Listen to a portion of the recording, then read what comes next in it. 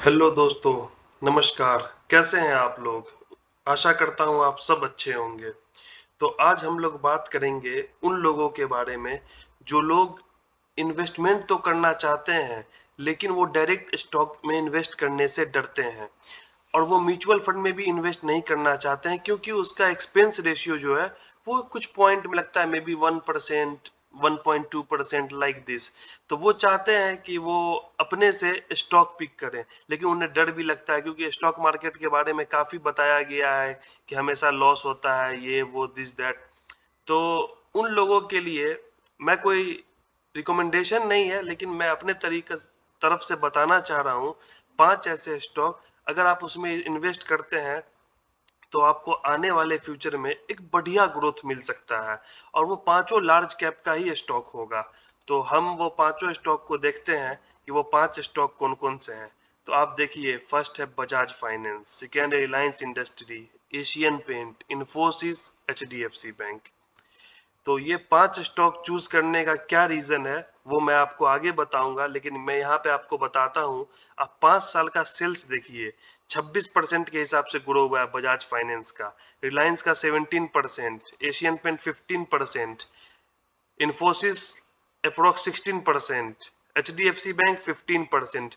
Means इनका जो आप मीडियन लीजिएगा तो लगभग 16% का सेल्स ग्रोथ है, जो कि बहुत ही बढ़िया है। आप हर कुछ देखिए, रिलायंस का सिर्फ ये वाला क्वार्टर में प्रॉफिट जो है वो कम हो गया था।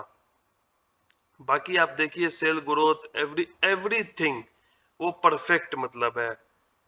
अब आपको हम बात करते हैं इंडिविजुअल स्टॉक पे कि क्यों लेना चाहिए और क्या रीजन है जो मैं आपको ये रिकमेंड नहीं कर रहा हूँ। मीन्स क्या रीजन है जो आपको ये सब स्टॉक लेना चाहिए। तो सबसे पहले हम लोग बात करेंगे एचडीएफसी बैंक में। अब आप तुरंत पूछ लीजिएगा कि भाई आईसीआईसी बैंक क्यों नहीं बता रहे, वो रिटर्न भी दे रहा है, उसका भी हमेशा रिजल्ट बढ़िया से बढ़िया आ रहा है। तो सबसे पहली बात कि एचडीएफसी बैंक इंडिया का टॉप बैंक है। इसका एनपीए भी सबसे कम है, नॉन परफॉर्मिंग एसेट। ऐसा एसेट जो मतलब बैड लोन जो अब इसको रिकवर नहीं होगा, वो भी सबसे कम है। और सबसे बड़ी बात कि पिछले 3 साल से ये मार्केट एक जगह पे ही है। मीन्स जहां पे है वहीं पे घूम रहा है, 1600, 1600, 1700, 1600, 1700। मीन्स पिछले 3 साल से टाइम करेक्शन है, कोई रिटर्न नहीं दिया इस स्टॉक ने। तो मैं आपको ये बता रहा हूँ जो मेरा एक्सपीरियंस है कि अगर ये स्टॉक रिटर्न देगा आने वाले समय में तो एक बढ़िया रिटर्न देगा। मीन्स यहाँ से मेरे को 2200 तो तुरंत मतलब विद इन 1 मंथ जाएगा। और सबसे बड़ी बात कि इसका मर्जर भी हो रहा है, होने वाला है एचडीएफसी के साथ। मर्जर होने के बाद इसका मार्केट कैप और बढ़ जाएगा और प्राइस में भी सम चेंजिंग, वो एक अलग इशू है, मैं उस पर भी अलग वीडियो बना दूंगा। तो आप देख सकते हैं कि एचडीएफसी बैंक जो है वो इंडिया का one of the biggest bank है। और सबसे बड़ी बात है कि ये अभी रूरल एरिया को एक्सप्लोर किया ही नहीं है।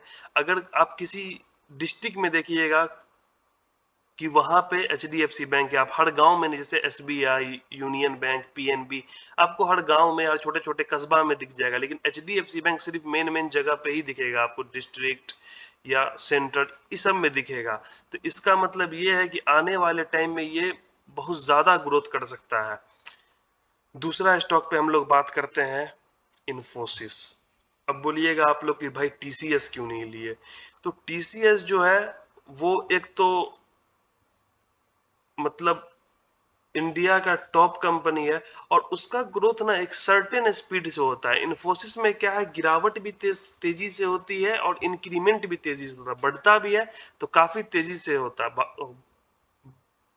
भागता है। मेरे कहने का मतलब ये है। अभी आप देखिए कल परसों परसों लास्ट सेशन में इन्फोसिस 10% लगभग गिरा। टीसीएस ऐसा नहीं होता, टीसीएस 5% गिरा, लेकिन इन्फोसिस जब भागेगा तो हो सके 7-8% भाग भी जाएगा। और ऊपर से भी ये काफी करेक्ट हो गया है, एक फेयर वैल्यूएशन है। आप देखिए 22.4 का वैल्यूएशन पे मिल रहा है आपको इन्फोसिस। एक इंसान को क्या चाहिए, एक परफेक्ट वैल्यूएशन पे मिला। पी देखिए लास्ट 3 इयर्स का 29 का पी है, लास्ट 3 साल का। 5 साल का पी देखिए 25 का है, 10 साल का देखिए 20 का है और आपको 22.4 का मिल रहा है। पिछले अगर 1 साल का पीई देखिएगा तो 27 का। तो इन्फोसिस मेरे को पर्सनली अच्छा लगता है, और म्यूचुअल फंड बड़े-बड़े जो इन्वेस्टर हैं इंडिया के, वो इस पे काफ़ी ट्रस्ट करते हैं। तो मेरे समझ से टीसीएस से बढ़िया है कि आप इन्फोसिस में इन्वेस्ट करें। चलिए अब तीसरे स्टॉक के बारे में बात करते हैं। तो तीसरा स्टॉक है रिलायंस इंडस्ट्री। रिलायंस इंडस्ट्री के बारे में मैं इसलिए बोल रहा हूँ कि ये इंडिया का one of the biggest company है, और आने वाले समय में ये डिमर्जर होते जा रहा है। अभी कुछ ही 3-4 दिन पहले ही जियो फाइनेंशियल सर्विस का, रिलायंस फाइनेंशियल सर्विस का डिमर्जर हुआ था। आने वाले समय में जियो टेलीकॉम का भी डिमर्जर होगा, जिस कारण से अगर आपके पास ये स्टॉक है तो आपको कुछ एक्स्ट्रा प्रॉफिट भी मिलेगा, सबसे पहली बात। दूसरी बात कि आने वाले टाइम में रिलायंस बढ़ता ही जाएगा, रिलायंस का ग्रोथ कभी नहीं रुकने वाला है। अब हम लोग बात करेंगे चौथा स्टॉक के बारे में। तो चौथा स्टॉक है एशियन पेंट। अब बहुत सारे लोग यहाँ पे बर्जर पेंट में इन्वेस्ट करते हैं क्योंकि वो सस्ता है, लेकिन वो सस्ता इस तरीके से नहीं, उसका पीई भी कम है मेरे को मालूम है। बट एशियन पेंट जो है, इसके बारे में कहा जाता है कि अगर आपको हर 4 साल से 5 साल में पैसा डबल करना है तो आप एशियन पेंट में डालो। बड़े बड़े इन्वेस्टर जो वो आंख बंद करके एशियन पेंट में पैसा डालते हैं।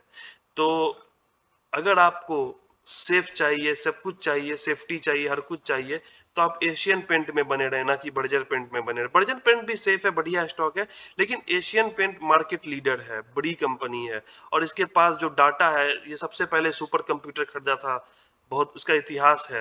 वो मैं किसी और वीडियो में जब स्पेशली एशियन पेंट के बारे में बात होगा तो मैं बात करके आपको बताऊंगा। बाकी एशियन पेंट को भी आप लोग रडार में रख सकते हैं। और लास्ट स्टॉक है बजाज फाइनेंस। इसको कौन नहीं जानता है। आप रिटर्न देखिए, 2005 में 28 रुपए का था, और अभी 7,582 रुपए का है। तो ये भी हर 4 साल, 3.5 साल, 5 साल में पैसा डबल कर देता है। तो ये 5 ऐसे स्टॉक हैं जिसमें आप आंख बंद करके पैसा डाल सकते हैं, और आपके पैसा डूबने का चांस समझिए मेरे हिसाब से 0% है। वैसे कहने को कुछ नहीं कहा जा सकता है, लेकिन अगर ये 5 कंपनी डूबती है तो समझिए इंडिया में काफी दिक्कत है, इंडिया का पोजीशन काफी खराब हो जाएगा। तो ये 5 ऐसी कंपनी है जो इंडिया का वन ऑफ द अपने सेक्टर में लीडिंग कंपनी है, और ये 5 ऐसी कंपनी है जिसमें आप लोग इन्वेस्ट कर सकते हैं अगर आप म्यूचुअल फंड में इन्वेस्ट नहीं करना चाहते हैं। बाकी ऐसे ही वीडियो के लिए आप चैनल को सब्सक्राइब करें और लाइक करें वीडियो को, कुछ कमेंट करें, कुछ स्टॉक के बारे में जानना है तो कमेंट करें। अगर आपको म्यूचुअल फंड के बारे में अपना पोर्टफोलियो रिव्यू कराना है तो उसके लिए कमेंट करें, स्टॉक का पोर्टफोलियो रिव्यू कराना है तो उसके लिए आप कमेंट करें। बाकी थैंक यू, मिलते हैं अगले वीडियो में। शुक्रिया।